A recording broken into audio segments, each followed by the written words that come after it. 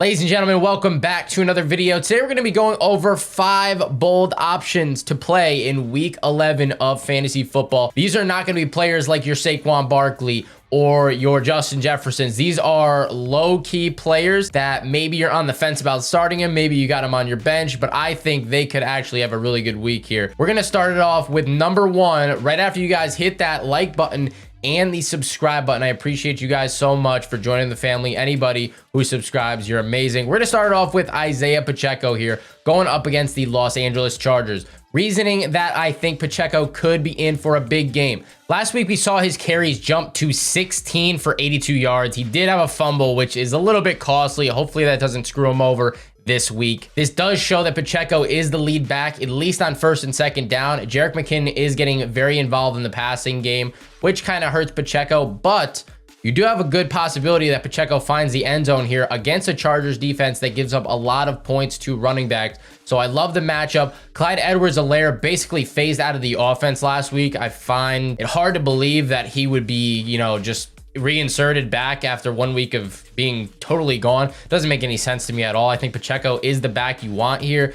McKinnon could be good for PPR leagues, but I'm gonna take a bold little risk here and start Pacheco against the Chargers. Hopefully I'm right and it pays off. Coming in at number 2 here, we have David Montgomery going against the Atlanta Falcons. Khalil Herbert on the IR for 4 weeks. We just found that out this week. That boosts David Montgomery's value 50%, 100%. He's double of the player that he was with Herbert back there in the backfield, taking a lot of his carries. He was getting about 9-10 carries. That's going to jump up to 20 carries. If I'm not mistaken, there's no other back in the backfield that is going to take carries away from David Montgomery now. He is the guy other than Justin Fields. I mean, let's be real. Justin Fields is just running amok on every single team that he plays. Seems like he's getting 10 to 15 carries himself as the quarterback. So obviously that's going to hit into Montgomery's value a little bit, but the Atlanta Falcons defense, not good at all. If the Bears even have a chance of winning this game, if they're leading at any point, I would expect Montgomery to get around 20 carries, hopefully get in the end zone for you,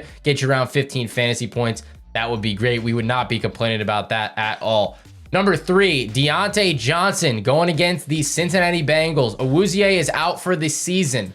This means the Bengals secondary is not as good as it once was at the beginning of the season. And Deontay Johnson has gone about 72 targets now without finding the end zone, which is the longest streak in the NFL, behind Chris Godwin that just broke the streak last week. You saw Godwin get his good performance. He had like 19 fantasy points in PPR leagues. Johnson, it's Johnson's time. I'm telling you right now, he's going to have a good game. Let's hope. This is the bold prediction here. He's going to have a good game. Najee Harris's knee, he was held out of practice today because of a knee injury or something like that. So maybe they don't get the backfield, going as well as they want to. Maybe they don't get the running game going as they would have hoped to in this game. They do fall down early, I think, but it's a divisional matchup. It'll be close. Deontay Johnson will get around 9 to 12 targets, I believe, in this game. And hopefully he's finding the end zone in this one. Number 4, we have Paris Campbell going against the Philadelphia Eagles. Now, we saw just on Monday night, the Eagles secondary looked pretty bad. They gave up a lot of points to Terry McLaurin, but they are very good near the line of scrimmage, and that's going to hurt Michael Pittman more than anything. I think Paris Campbell could break out, could get a touchdown in this game. He's averaging over 18 fantasy points with Matt Ryan at quarterback the last 3 games. I like that to continue against an Eagles secondary, like I said, that was struggling on Monday night. We'll see what happens here. I'm an Eagles fan, but I'm also going to play Paris Campbell, so I don't really know even what to root for in this matchup. Hopefully he scores a touchdown, but hopefully the Eagles win this game. Maybe Paris Campbell can go off for a nice little 30 PPR finish.